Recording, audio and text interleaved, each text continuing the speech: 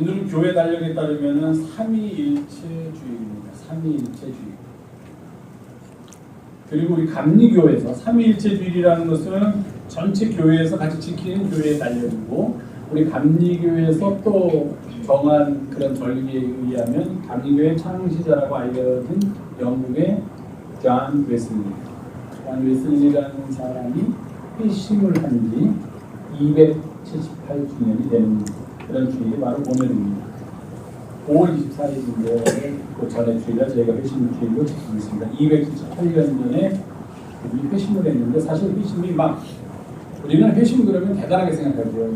낙근하고 방탕하고 온갖 정말 못된 짓 다 하다가 언제나 갑자기 뭐 하나님의 음성을 듣는다든지 깨달음을 얻고서 돌아서게 됐다, 그런 걸 회심이라고 생각하는데, 존 웨슬리 선생님은 그런 회심은 아닙니다. 아까 변호사님께서 기도하실 때 말씀하셨는데, 그가 옥스퍼드, 영국의 아주 유명한 대학이죠. 그 옥스퍼드 대학의 킹스 컬리지라는 데를 다니면서 자기 동생 찰스 웨슬리와 함께 성경을 연구하는 그런 모임을 만들었습니다. 그래서 같이 성경을 연구하고 하나님의 뜻대로 살려고 애쓰고 다른 노력을 다 했는데, 그냥 건성으로 하는 것 같았나 봐요, 본인이 느끼기에.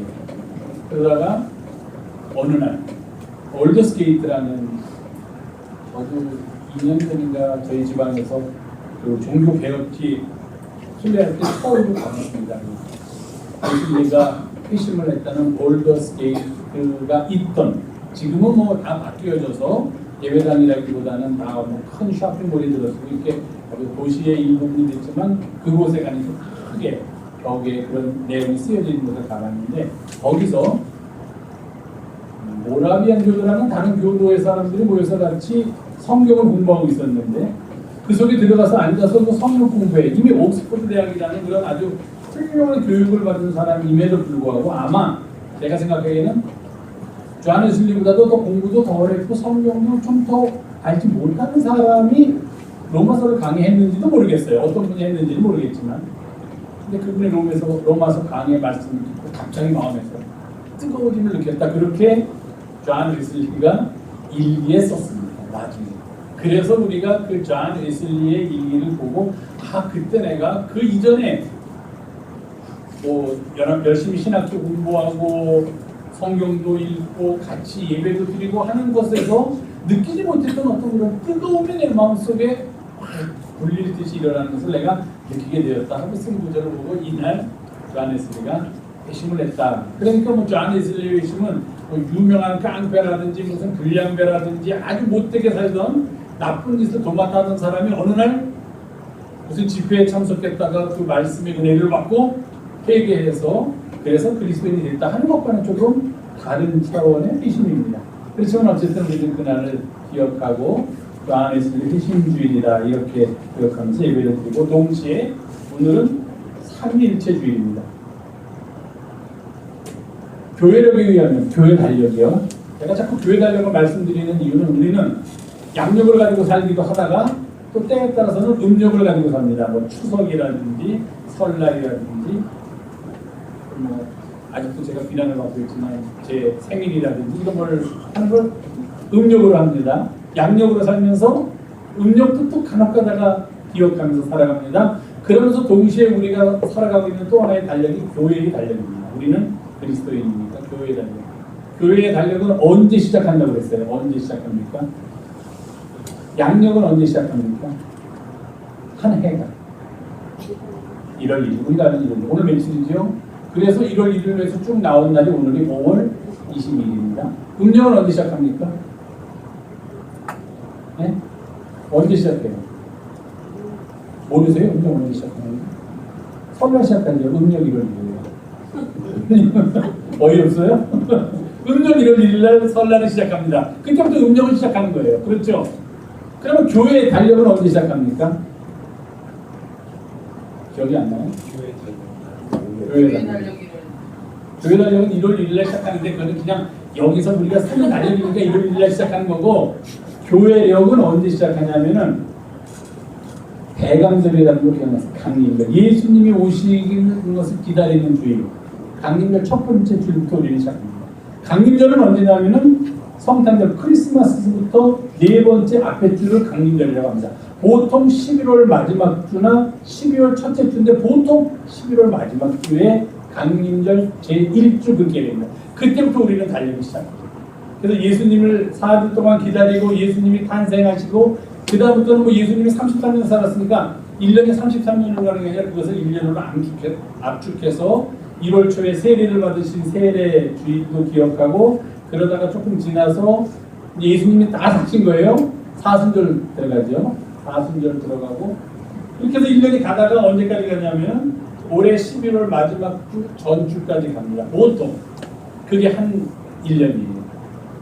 그래서 11월 마지막 주에 시작해서 그 다음에 11월 한 셋째 주까지가 교회력에서는 1년으로 봅니다. 근데 그 중에 딱 반이 오늘이에요. 오늘이 어떤 날이냐면 교회력에 의하면은 지난 주일날은 무슨 날이었어요? 지난 주일날 오늘 교회력 설명하다 시간 나가네요. 지난 주일날은 무슨 주일이었어요? 성령 강림이죠. 성령이 오순절 마가의 다락방에 모였던 그 성도들에게 임했던 성령이 임한 날이 성령 강림절이고 그 성령 강림절로서 우리 교회력의 반이 끝납니다. 그리고 오늘 3위일째 주일로서 그 뒤 후반부 반이 시작됩니다. 그러니까 보통 성령 강림절이 언제쯤 오냐면은 한 5월쯤 옵니다. 그래서 11월 말에서 12월 초부터 시작해서 5월 중순쯤 오면 그게 한 6개월 정도가 됩니다. 성령 강림절까지. 그래서 성령 강림절까지 반년 교회력에 의하면. 그 다음에 성령 강림절 다음 주일을 우리가 매년 무슨 주일로 지키느냐면 3위일째 주일로 지킵니다. 그래서 이 3위일째 주일로부터 뒤에는 또 반년 이렇게 해서 1년이 채워집니다. 근데 앞에는 강림절, 성탄절, 사순절, 부활절 뭐 이런 행사들이 많아요. 근데 이 3위일째 주일부터 뒤에까지는 그렇게 큰 행사들이 없어서 그냥 평범한 절기로서 때로는 왕국절이라는 이름으로 또 때로는 성령 강림 후 제 다음 주가 두 번째 주, 그 다음 주가 세 번째 주 하는 식으로 이제 앞으로는 가게 됩니다. 그래서 오늘은 교회력의 1년 중 반을 끝나고 새로운 반을 시작하는 3일째 주일입니다. 자, 3일째 주일이니까 3일째에 대해서 좀 1년에 한 번쯤은 알아야 될 것 같아서 제가 오늘은 3일째에 대해서 잠깐 말씀을 드리고 3일째 거기는 또 회심까지 겹치니까 3일째와 희심이라는 내용을 결합해가지고서 사실 오늘 제가 말씀을 준비했습니다. 목사들이 강단에서 설교하는데 설교하기 제일 힘든 주가 몇 주가 있습니다. 몇 개의 주. 언제일까요? 3위일체도 그 중에 하나입니다. 근데 보통 언제일까요? 그냥 이렇게 상식적으로. 왜? 아, 그냥 그런 것 같아요. 맞았어요. 부활절. 또 있습니다. 또 언제예요? 또 언제가 힘들 것 같아요? 설교가.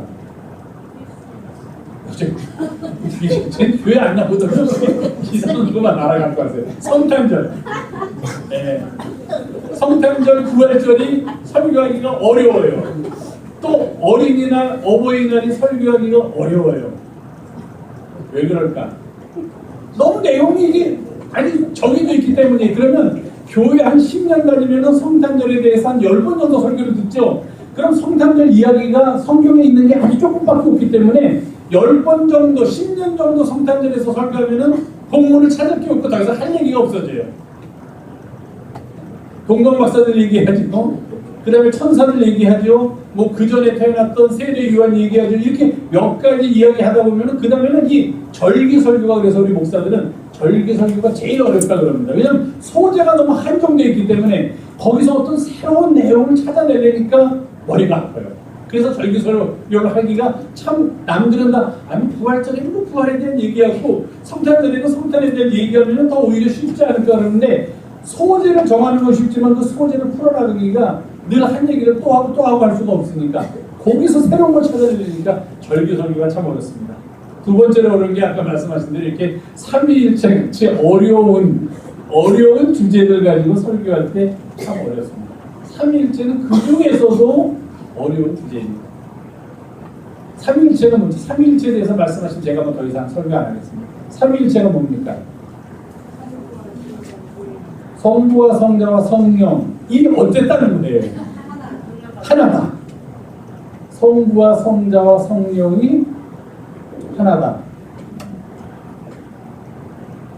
그러면 사과와 배와 감이 있는데 이게 하나다. 그럼 말이 됩니까? 안 됩니까? 안 되죠. 근데 성부와 성자와 성령이 하나다는 건 말이 됩니까? 어떻게 돼요? 셋인데. 성부, 성자, 성령 셋인데 어떻게 하나예요? 성으로 시작되니까 같은 성씨니까. 그렇지만 같은 성이라고 해도 김명희, 김소리, 김다윗이 다 다르지 어떻게 하나입니까? 아 그냥 가족으로 하나예요. 그러면 성부, 성자, 성령도 그냥 가족이니까 하나예요 그냥. 여기 뭐라고 말씀하세요? 제가 못 들었어. 대위가 성이 같다고 해주셨어. 뭐라고 그러셨어? 어떻게 해서 하나라고요? 성부로부터 비롯했다. 그러면 안 돼요. 그러면 이단이 되는 거예요. 이게 초대 교부들이 만들어 놓은 교리인데 바로 그거 거기서 삼위일체의 신비가 있다는 거예요. 그러니까 제일 중요한 것은 하나님, 예수님, 성령이 있잖아요. 그런데 예수님은 하나님하고 어떤 관계예요? 우리가 알기에 아버지와 아들과의 관계예요. 그럼 아버지와 아들과의 관계라는 것은 우리가 성서나 또는 여러 가지 가르침을 통해서 알고 있는데 삼위일체는 성부와 성자가 같다라고 이야기해요. 아버지와 아들이 같다. 그리고 성자가 성부로부터 온 것이 아니다라고 이야기해요. 성부가 성자로부터 왔다. 즉 하나님이 먼저 계셨고 그 먼저 계셨던 하나님으로부터 예수님이 탄생하셨다라고 하는 순간 그게 초대 교부들에 의해서 이단으로 된 아리우스주의라는 그거는 예수님이 하나님보다도 밑에 있다라고 보는 거예요. 삼위일체는 그렇지 않다는 거예요. 예수님이 하나님과의 관계가 아버지와 아들과의 관계임에도 불구하고 성부와 성자의 관계는 동등하다. 성부로부터 성자가 온 것이 아니라 성부가 존재할 때 성자도 같이 존재하고 있었고 성령도 함께 존재했다 하는 게 삼위일체. 그러니까 어려운 거예요. 왜 이렇게 어려운 교리를 만들었는가? 그리고 어떤 사람들은 그런 얘기를 해요. 이 삼위일체를 제대로 이해하지 못하는 사람은 제대로 믿는 것이 아니다. 제가 보기에는 그러면 전부 다 제대로 믿는 게 아니에요. 전부 다 이해하는 사람이 없으니까 삼위일체. 심지어는 목사들도 삼위일체 얘기하면은 고개 설레설레졌고 이렇게 딴 데 쳐다봐요. 설명하기가 어려워요. 어떤 목사님이 이런지 아주 유명한 목사님이에요. 목사님이 참 재밌는 분입니다.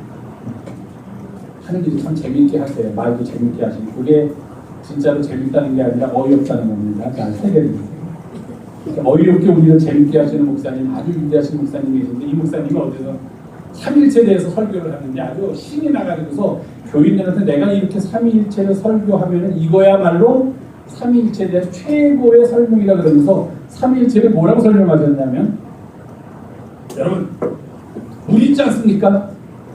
네, 물이 있는데 물은 화학기호로 얘기하면 H2O니까 수소 두 분자와 산소 한 분자가 이어져서 만들어 이렇게 공유결합이라는 결합을 통해 가지고서 만들어진 물체가 바로 물입니다. H2O입니다. 그런데 우리가 보통 할 때는 무슨 상태입니까? 그랬어요. 그러니까 사람들이 뭐라 그래요? 액체 상태. 근데 그것을 냉동실에 넣어놓으면 어떻게 됩니까? 그랬더니 사람들이 얼음이 되죠. 고체 상태.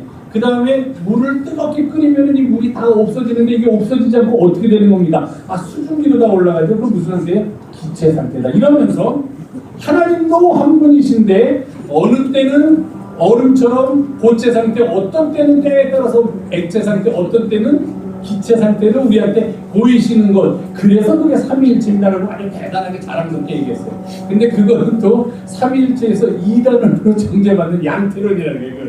그래서 그분이 이렇게 자랑스럽게 설교를 했는데 삼위일체를 연구하는 그 신학자들, 조직신학자들이 이거 무슨 큰 교회 목사가 이렇게 무식하냐, 그런 양태론을 가지고 교인들한테 삼위일체라고 설명한다고 그냥 막 난리치니까 이거는 처음에는 내가 뭘 잘못했는지도 몰랐어요. 그게 뭐 양태론이라는 게 뭔지 내가 설명하는 게 왜 삼위일체 큰일인지 몰랐는데 한 신학자들이 큰 교회 목사님이 너무 무책임하게, 좋게 말하면 무책임하게, 나쁘게 말하면 무식하게 삼위일체를 교인들한테 가르쳤다고 하는 말을 이제 하니까 밑에서 이제 공부 깨는 사람들은 야 내가 뭐가 틀렸냐 그렇게 하면 안 되냐 삼위일체를 한번 물어보신다. 그러니까 이제 밑에서 공부하는데 예 목사님 삼위일체를 그렇게 설명하는 거는 그거는 이제 여러분들 뭐 기억하실 필요 없어요.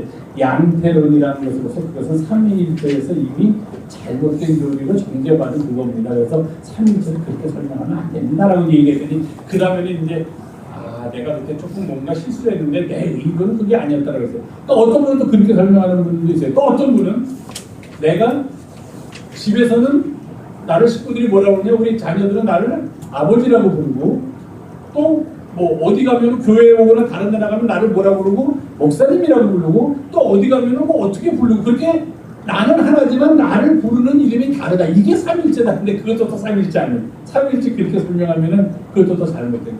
그래서 삼위일체가 어렵니다. 아까 거는 왜 틀렸냐면은 아까 거는 그러면 원래는 하나인데 보이는 모습이 고체, 액체, 기체에 따라서 새 모습으로 보일 뿐이다라고 이야기한 거예요. 그 어떤 목사님은. 그래서 삼위일체는 원래 하나가 아니라 원래 세 개예요. 세 개의 위가 있는 거예요. 달라요. 세 개. 각자 고유해요. 서로 종속되거나 어떤 게 어떤 것보다 위거나 어떤 게 어떤 것보다 아래거나 어떤 게 어떤 거를 낳거나 하진 않아요. 이 세 개가 다 똑같은 위격을 가지고 있으면서 각각의 신성을 고유한 신성을 가지고 있다 하는 게 그게 삼위일체예요. 어려우시죠? 잊어버리셔도 돼요. 누가 여러분들한테 교인한테 당신 삼위일체 아십니까? 설명해 보십시오. 물어보지 않을 테니까 그건 잊어버리셔도 돼요. 왜냐하면 삼위일체는 이렇게 어렵고 처음 교회에서 굉장히 논쟁이 많아가지고 생긴 거니까 요즘도 논쟁이 많아요. 삼위일체 얘기하는 데는 오히려 이단 오히려 거꾸로 얘기하는 사람들도 있고 또 삼위일체를 모르면 이단이라는 거꾸로 얘기하는 사람도 있는데 삼위일체를 우리가 그 내용을 아는 사람이 없기 때문에 아무도 없기 때문에 그것을 아느냐 모르느냐가 우리가 다른 믿음을 갖고 사느냐 살지 않느냐를 결정해 주지는 않습니다. 그러나 삼위일체면 제일 중요한 거는 하나님, 예수님, 성령이 각자 고유하게 존재한다는 것을 기억해요. 각 위를 가지고 있다고 그래요. 그럼에도 불구하고 서로 섞이거나 서로 혼동되거나 어느 것이 어느 곳에서 나온 것이 아님에도 불구하고 그것이 궁극적으로는 하나를 이루어 하나의 신이 된다. 유대교나 모슬림에서는 이슬람들은 삼일체를 압니다. 왜냐하면 그들은 유일신을 모노페이즘 그렇게 말해서 유일신이에요. 우리들도 유일신이라고 우리가 알고 있죠. 우리는 유일신이에요. 그러면서 동시에 삼위일체를 믿는 사람들이에요. 근데 그것이 하나님, 예수님, 성령이 또 그럼 우리는 신이 세 명 있느냐 우리한테 그게 아니라는 거예요. 위격을 가지고 있는 신의 속성을 가지고 있는 세 존재가 있지만 그렇다고 해서 우리는 세 분의 신을 섬긴다라고 이야기하지는 않는다는 거예요. 이 셋이 모여서 또 하나를 이룬다. 그래서 어려운 거예요. 서로 교류가 된다.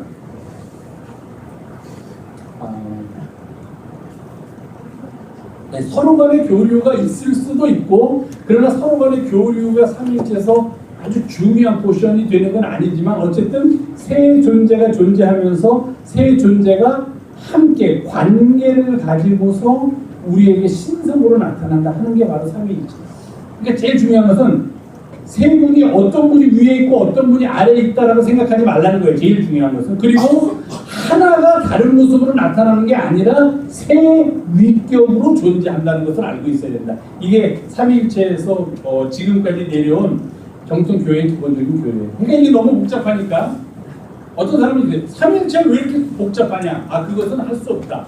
왜냐하면 인간이 하나님에 대해서 설명을 해야 되는데 어떻게 우리가 하나님에 대해서 설명할 수가 있어요? 인간의 지혜나 인간의 이성 가지고는 하나님을 알 수가 없어요. 그러니까 우리가 아는 지성이나 우리가 아는 이성이나 지혜를 가지고 하나님을 설명하다 보니까 논리도 안 맞고 우리가 얘기하는 합리성을 벗어나게 된다는 거예요. 그래서 삼위일체는 우리가 갖고 있는 논리성이나 우리가 갖고 있는 합리성 이성으로 설명할 수 없는 하나님의 존재에 대한 설명이다 그렇게 얘기하는데, 제일 중요한 것은 이 하나님과 예수님과 성령이 아까 말씀하신 대로 교류라고 얘기했는데, 그거와 비슷한 표현인데 서로 밀접한 관계 속에서 존재하신다 하는 것을 우리가 알아야 합니다. 이 세 위가 밀접한 관계 속에서. 그래서 삼위일체론은 크게 두 가지로 분류해요. 하나는 내재적 삼위일체론이라고 해서 큰 복잡한 이야기를 하는 것이 내재적 삼위일체론이고, 또 하나는 구원 경륜적 삼위일체론이라는데, 그런 삼위일체가 왜 그렇게 복잡한 교리가 있어야만 하고 그 교리가 우리가 사는 삶 속에서 과연 어떤 의미가 있느냐 하는 거예요. 그럼 하나님의 존재 모습이 우리가 사는 삶 속에 무슨 관계가 있으니까 그렇게 복잡하게 설명을 하려고 하는데, 도대체 그 복잡한 관계가 우리의 삶과는 무슨 관계가 있느냐는 그 두 가지 삼위일체론의 연구 길이 있어요. 저는 보통 후자를 통해서 말씀드리려고 합니다. 오늘 본문 지금까지 얘기하는 거 굉장히 길게 얘기했어요. 한 15분 있는데 다 잊어버리셨을 때, 몸이 죽을 때. 네. 누가 혹시 여러분한테 삼위일체가 뭐냐고 물어보시면 제 전화번호를 알려주세요. 제가 그분한테 알려드릴 테니까 뭐 여러분들이 삼위일체를 신학적으로 이렇게 설명할 필요가 없어요. 오늘 성경 본문이 요한복음 17장입니다. 요한복음은 14장부터 16장까지가 하나의 이야기고 17장이 하나의 이야기고 18장부터는 예수님께서 이제 잡혀가신 그 이야기가 14장부터 16장까지는 예수님이 제자들에게 남긴 일종의 유언과도 같은 말씀입니다. 내가 이제 뭐 너희들을 떠나게 될 테니 남아있는 너희들은 이렇게 해야 되지 않겠느냐. 그러면서 하신 말씀이 지난주에 제가 말씀드린, 너희들이 남아가지고 내가 없어졌다고 해서 무척 고통스러워하고 슬퍼할 때에 대신 하나님께서 너희들에게 보혜사 성령을 보내줄 것이다 하는 제자들을 향한 말씀이라면, 요한복음 17장은 예수님이 하나님한테 한 기도예요. 그러니까 제자들한테 한 말씀이 아니고 우리들한테 한 말씀이 아니고 하나님한테 한 이야기예요. 하나님한테 한 이야기면서 그 요한복음 17장에서 이런 표현이 반복해서 나와요. 내가 그들을 위해서 비옵는 것을. 그러니까 예수님이 지금 하나님한테 기도를 하고 있는데 무슨 기도를 하고 있냐면은, 남아있는 제자들을 위해서 앞에서는 제자들한테 대놓고 직접 너희들이 남게 되면은 이러한 일이 벌어질 것이다 라고 이야기해 주셨다면, 요한복음 17장에서는 그 남아있는 제자들이 안타까워서 예수님이 하나님한테 저 남아있는 자들을 좀 이렇게 해 주시옵소서 하고 기도하고 있는 거예요. 그래서 거기에 계속 반복되는 표현이 뭐냐면, 내가 그들을 위해서 비옵는 것은, 그런 표현이 나와요. 내가 제자들을 위해서 지금 하나님한테 기도하는 이유가 있습니다. 하나님, 제 기도를 들어주시옵소서라고 기도를 하고 있습니다. 그렇게 기도를 하면서 그 핵심이 바로 오늘 본문에서 드러나요. 예수님께서 돌아가시기 전에 하나님 앞에 제자들을 위해서 간절히 기도한 내용이 무엇인가? 그것은 바로 내가 이 제자들뿐만 아니라 그들의 말을 듣고 나를 믿을 사람, 바로 우리 같은 사람들, 그 뒤에 제자들 사람들을 위해서 이 기도를 하고 있는 것인데, 그 내용은 이들이 남아있는 지금 살아있는 제자들뿐만 아니라 나중에 이 제자들의 말을 듣고서 나를 믿게 될 모든 사람들이 하나가 되게 하여 주시옵소서 하는 게 예수님께서 하나님께 마지막으로 드리는 기도의 핵심입니다. 이들을 하나가 되게 하여 주시옵소서. 그게 삼위일체의 정신이에요. 나누어져 있지만 하나가 되는 것. 예수님께서는 지금 제자들이 이제 예수님께서 돌아가시면 이들이 어떻게 남아서 살지 걱정이 많은 거예요. 뿔뿔이 흩어질 수도 있고 다시 옛날의 삶으로 돌아갈 수도 있고, 아니면 뭐 어떻게 살아야 될지 지금 예수님이 생각할 수도 없는데, 그러나 하나님께서 그들을 도우셔서 그들이 하나 되게 하신다면 내가 이들을 떠난 후에도 그들이 살아남을 수 있을 것입니다 라고 지금 기도를 합니다. 하나 되게 하여 주시옵소서. 그 하나 되게 하면 어떻게 되느냐? 온전함을 이루어 하나 되게 하여 주시옵소서. 23절에 그렇게 되어 있습니다. 내가 그들 안에 있고 아버지께서 내 안에 계시어 그들로 온전함을 이루어 하나 되게 하려 하니. 우리 각 사람이 온전함을 이루게 되면 각 사람이, 그러면 예수께서 기도하신 대로 우리는 모두 다 하나가 될 수 있다 하는 겁니다. 온전함을 통하여서 우리가 하나가 되고 그 하나가 되는 것은 바로 사랑을 전하고 사랑을 깨우치게 하는 길이다. 이것이 바로 오늘 우리가 함께 이야기하려는 삼위일체의 가장 근본이 되는 정신이고 더 나아가서 웨슬레 회심을 기념할 때의 회심이란 말이 갖는 가장 큰 의미이다 하는 겁니다. 제가 처음에도 말씀드렸지만 삼위일체와 회심을 날줄과 시줄로 엮어가지고서 한번 제가 오늘 말씀을 드리려고 합니다. 삼위일체는 무엇인가? 그것은 하나님과 예수님과 성령께서 사랑으로 하나 되는 것, 그 셋이 우리가 알 수 없는 신비스러운 관계 속에서 우리로 하여금 사랑으로 하나 되는 삶을 살게 하는 것, 그것이 바로 삼위일체다. 이렇게 말씀드릴 수가 있습니다. 그리고 회심은 뭐냐? 회심은 사실은 돌아갈 회하고 마음심자를 쓰지만 그것은 단순히 마음이 돌이키는 상태에 머무는 것이 아니고 또 단순히 어느 한순간에 잠깐 동안 일어나는 상태도 아니다 하는 것입니다.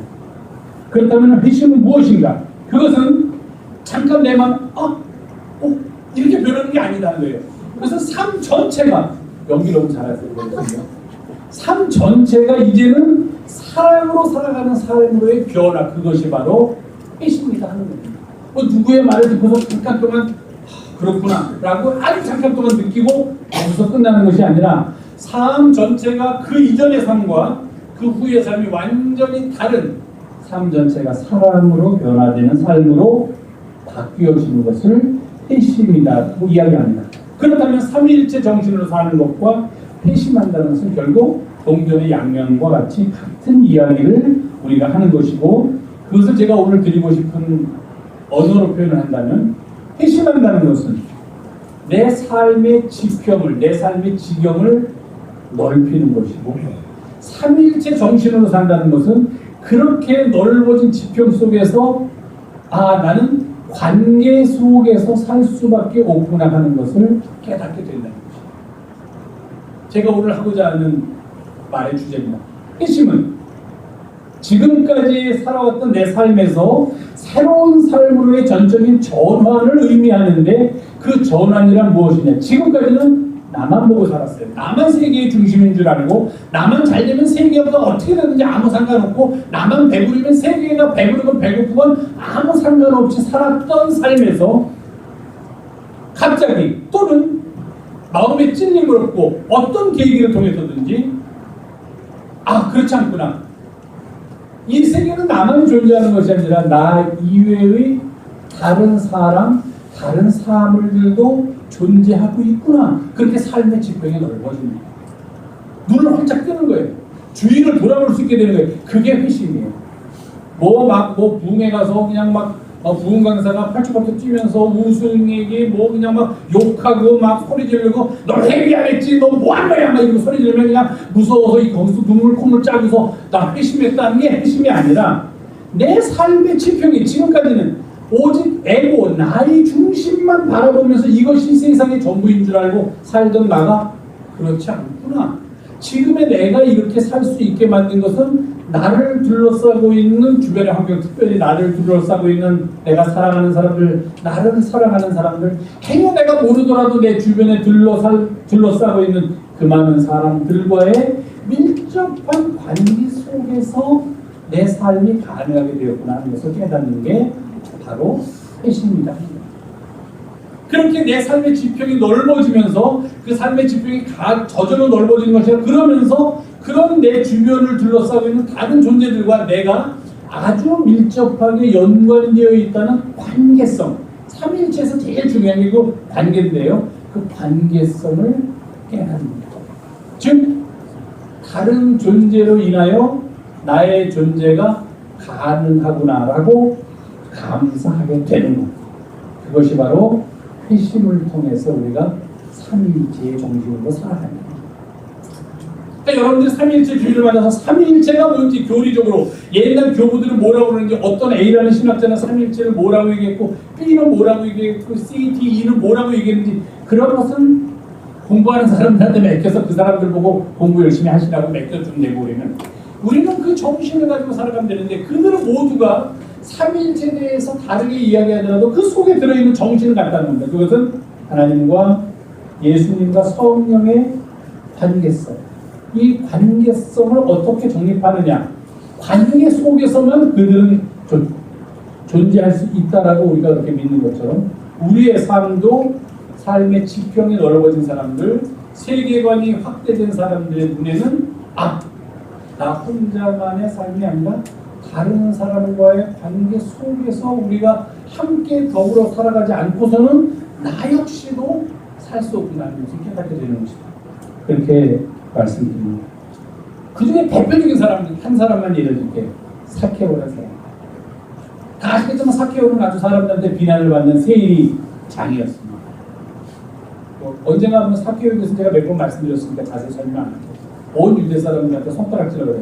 그럴 수밖에 없는 게 식민지의 세리는 그럴 수밖에 없습니다. 사람들이 다 욕했는데 예수님이 지나간다는 소식을 듣고 사케오가 예수님을 보기 위해서 아주 극적으로 성경은 묘사하고 있습니다. 키가 작기 때문에 뽕나무로 올라갔다. 예수님이 내려가는 모습을 이렇게 쳐다보고 아무 말도 안 하고 저 사람이 예수라는 사람이구나라고 하고 있었는데 예수님이 뽕나무를 보시고 사케오를 내려오게 하시더니 아무 사케오가 먼저 요청도 안 했는데 내가 오늘 너희 집 가서 좀 밥 좀 먹고 하룻밤 자야겠다라고 말씀하셨어요. 보통 사람 같으면 이 사람이 나를 언제 봤다고 이러나 우리 집에는 왜 오겠다는 거야? 별 생각이 다 들겠죠. 그때 사케오가 어떻게 했습니까? 예수님이 내가 오늘 너희 집에 가서 하룻밤 좀 머물고 밥 좀 먹고 잠 좀 자야겠다 했더니 사케오가 어떻게 했습니까? 네? 초대했어요? 초대 안 했어요. 어휴 신납니다. 나는 생각지도 않았는데 이게 웬일입니까? 어서 가십시오 선생님. 내가 그러더라도 선생님 한번 뵙고 싶었고 꼭 한번 선생님 우리 집에 모시고 싶은데 제가 요청도 안 했는데 먼저 말씀해 주시니 이것처럼 더 큰 영광이 없습니다. 안 했어요. 뭐라고 그랬는지 아세요? 예수님이 성경에 보면 그대로 얘기하면은 뭐라고 그러냐면은 내려오라 내가 오늘 네 집에 유하여야 하겠다 하시니 급히 내려와 즐거워하며 영접하거늘 무사람이 보고 수긍하여 이르되 저가 죄인의 집에 유하로 들어갔도다 이렇게 돼 있어요. 사케오는 일단 예수님을 영접했는데 거기서 뭐 떠들지 않더니 그 다음 구절이 중요합니다. 사케오가 서서 아직 집에 안 들어갔는데 주께 여짜오되 주여 보시옵소서 내 소유의 절반은 가난한 자들에게 주겠사오며 만일 누구의 것을 속여서 빼앗은 일이 있으면 네 갑절이면 갚겠노라. 예수님이 뭐라고 한마디도 안 했어요. 너 이런 나쁜 놈 내가 그렇게 세리장으로서 도둑질 해놓고 많은 유대인들을 못살게 불어놓고 감히 나를 너희 집에 모시겠다고? 어림 한 푼 없는 그래 생각을 하지도 말라 그러지 않았어요. 너 가진 거 뺏은 거 다 놀아줘 한마디도 안 하셨어요. 그래서 내가 너희 집에 가서 하룻밤 머물겠다 그랬더니 내려와서 신나서 영접하면서 사케오가 이런 고백을 했다는 거예요. 한순간에 이루어진 에피소드처럼 썼지만 제가 오늘 말씀드리는 것과 연관시키면 이렇게 돼요. 사케오가 회심을 한 거예요. 그 순간 예수님이 만나서 내가 오늘 너희 집에 가겠다 해서 예수님을 만난 순간 사케오가 회심을 했는데 그 회심이 어떻게 이루어졌냐면 지금까지 자기가 회심을 한 순간 지금까지 자기가 살아왔던 그 삶의 날들이 시적인 표현을 하면 주마등처럼 순간적으로 자기의 머리에 스쳐간 거예요. 자기가 했던 모든 나쁜 짓들이 순간적으로 쫙 스쳐가면서 내가 저 사람을 만나서 저 사람을 우리 집에 데리고 오려면 이것을 먼저 청산하지 않고서는 감히 저분을 우리 집에 모실 수가 없겠구나라는 걸 알아내는 거예요. 그러면서 지금까지는 자기 중심적으로 살아왔던 삶 속에 갑자기 자기로 인하여 고통을 당했던 많은 사람들의 삶이 머릿속에 확 떠오르는 거예요. 누가 얘기해 주지도 않는데 스스로 그렇게 해요. 그것을 우리가 회심이라고 이야기하고 삶의 지평이 넓어졌다고 얘기합니다. 단순히 나만 중심으로 내 배만 채우면 되고 내 일만 열심히 하면서 나만 부유하게 살면 된다고 그렇게 사케오는 지금까지 생각하고 나름대로 열심히 살았어요. 남들이 보기에는 못된 짓 했지만 나는 못된 짓 하지 않았어. 내가 할 일을 최선을 다해서 했을 뿐이라고 살았단 말이에요. 그런데 그가 예수님을 만난 순간 갑자기 그게 아니다 하는 걸 깨달았어요. 어떻게? 나만이 아니었구나. 이 세계를 이루고 있는 것은 다른 사람들도 있었고 그리고 그 사람들에게 내가 너무도 많은 고통을 주면서 나는 지금 살아왔다. 하고 자기의 삶의 지평이 넓어지면서 그가 그들과의 관계성을 깨달은 거예요.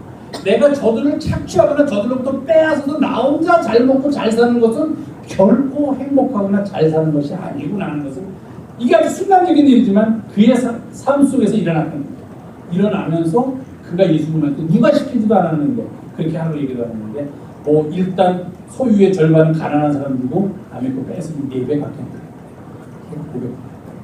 삶의 지평이 확 넓어져서 자기의 삶 주위를 둘러보게 되면서 동시에 그들과의 관계성을 갖게 됩니다.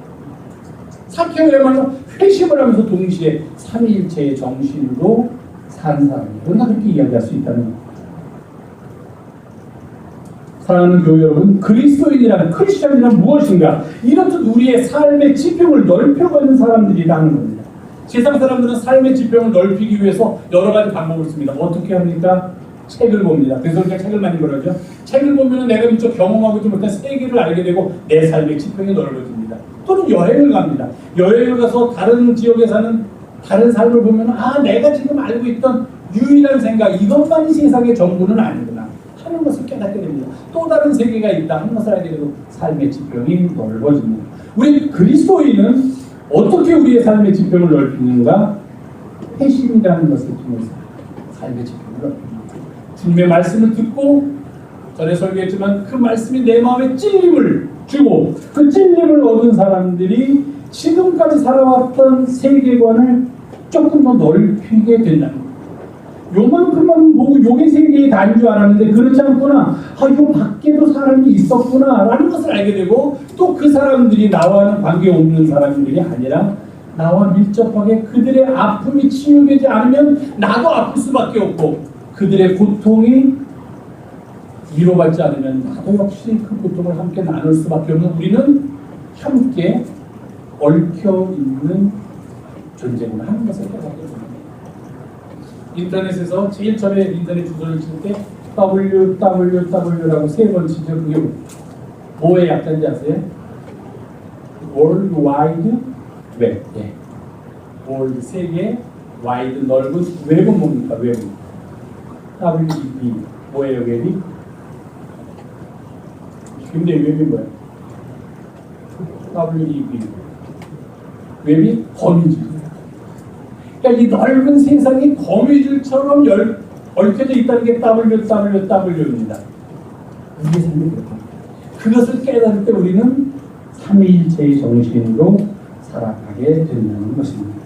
그리고 이러한 삼위일체를 가능하게 하는 것은 하나님과 예수님과 성령의 존재 근반, 그들을 하나로 만들어주는 게 뭔지 아세요? 그 밑에 있는 한 뿌리가 뭔지 아세요? 이거 알아맞히시는 분 제가 오늘 점심 공짜로 드시려고 맛있는 강된장이 10개까지 못 맞히시면 그냥 저만 먹겠습니다. 하나님과 예수님과 성령이 서로 다른 육격을 가지고 있으면서 그 관계가 하나 되게 만들어주는 가장 귀한 것. 우리 둘이만 가면 빠르면 점심 먹을 생각 나가서 짜증나는 거예요. 사랑입니다. 그러니까 언론합니다. 그래서 회심지 내가 그래서 연결시키려고 좀 머리가 아팠습니다. 그래서 회심은 뭐냐? 회심이 뭐냐? 기도를 해가지고 눈물 콧물 흘리면서 막 울고서 나와서 다시 전과 똑같이 사는 것이 회심이 아니라 삶의 지평을 넓혀가는 거예요. 내 삶. 나만이 세상의 중심이고 전부라고 보았던 삶의 지평이 나의 이웃이 있다고 넓혀지면서 삼위일체 정신은 뭐냐면 그 이웃들과 내가 무관한 것이 아니라 함께 엮여져 있다. 나쁜 변호는, 좋은 변호는 함께 연결돼요. 다른 말로 하면 그들의 아픔을 위로하지 않으면 그 아픔은 결국 나의 아픔이 될 수 있다. 그들의 고통이 치유되지 않으면 그 고통이 내 고통이 될 수 있다는 관계성을 깨닫는 삶의 지평이 넓어지면서 새롭게 알게 된 세계와 나와의 관계성을 깨닫고, 그리고 마지막으로 이 회심과 삼위일체가 하나로 모이는 단어가 그 관계성의 가장 근저에는 사랑이 사랑으로 그 관계를 깨닫게 되고, 사랑으로 그 관계를 유지하고, 사랑으로 앞으로 그 관계를 풀어갑니다. 그것이 바로 회심한 자들이 삼위일체 정신으로 살아가는 삶의 모습입니다. 오늘 우리는 이렇게 우리의 눈을 뜨고 새로운 삶의 지평을 발견하는 날을 맞습니다. 그리고 그 안에서 지속적인 관계를 통해 서로 하나 되어서 서로를 이해하고 서로를 위로하고 서로를 보듬고 살아가는 것이 우리가 결국은 사는 길이다 하는 그런 관계성을 깨닫게 되고, 그리고 그러한 일들을 가능하게 하는 것이 바로 삼위일체를 가능하게 했던 그 사랑하는 것을 알게 되는 게 바로 오늘입니다. 사랑하는 영성의 가정 여러분, 이렇게 우리는 예수 그리스도 안에서 새로운 삶의 영역으로 들어가는 놀라운 경험을 함께 나누게 되고, 그 속에서 서로의 관계를 알게 되므로 하나가 되고, 그렇기 때문에 비록 삼위일체는 우리를 하나님 안에 거하게 하는 신비이지만 그 신비가 우리의 삶 속에서 정신으로 나타납니다. 우리는 삼위일체를 산다, 그렇게 말할 수 있다는 것입니다. 그런 은혜 속에서, 그런 믿음 속에서 살아가는 이 영성의 사랑하는 가족들을 주님의 이름으로 부탁을 드립니다. 기도하겠습니다. 오늘도